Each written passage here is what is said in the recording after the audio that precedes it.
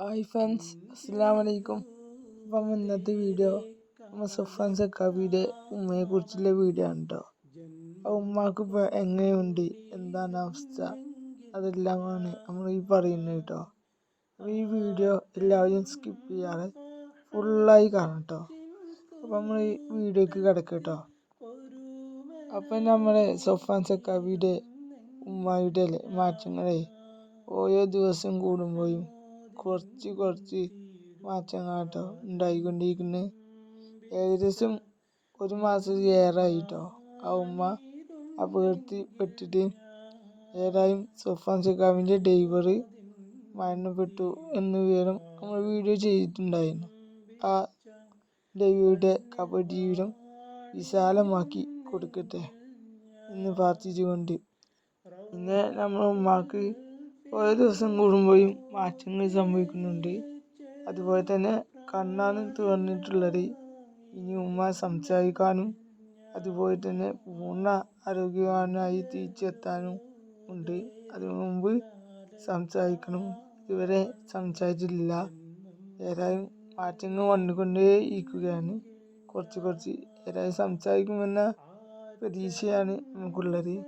കാരണം അറിവിനാവിലൂടെ ഒരുപാട് പേര് പ്രാർത്ഥന ആ ഉമ്മക്ക് വേണ്ടി ഉണ്ട് എന്ന് പറയുന്നു. അതുപോലെ തന്നെ പല ഉസ്താദുമാർക്കും ചോറ് കൊടുത്ത ആളാണ് ആ ഉമ്മ.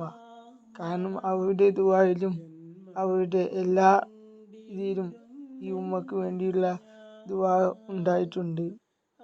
ഏതായാലും നമ്മുടെ അറിവിനാവ് ഓഫീസ് തുറക്കുന്നതിന് ഇപ്പോഴും തീരുമാനമായിട്ടില്ല. കാരണം ഉമ്മ ഹോസ്പിറ്റലിൽ നിന്ന് വന്നാൽ മാത്രമേ സുഫാൻ സക്കാഫി അറിവിനാവ് ഓഫീസ് തുറക്കുകയുള്ളൂ.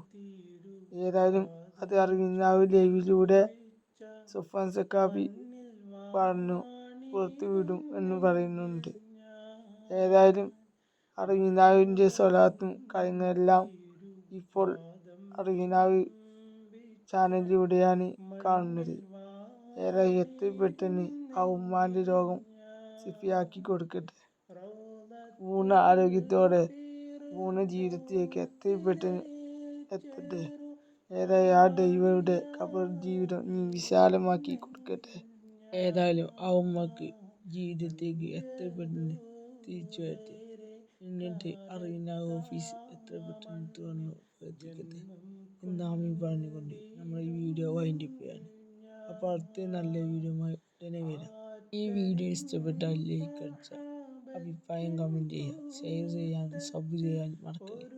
അപ്പോൾ എല്ലാവരോടും അസ്സലാമു അലൈക്കും.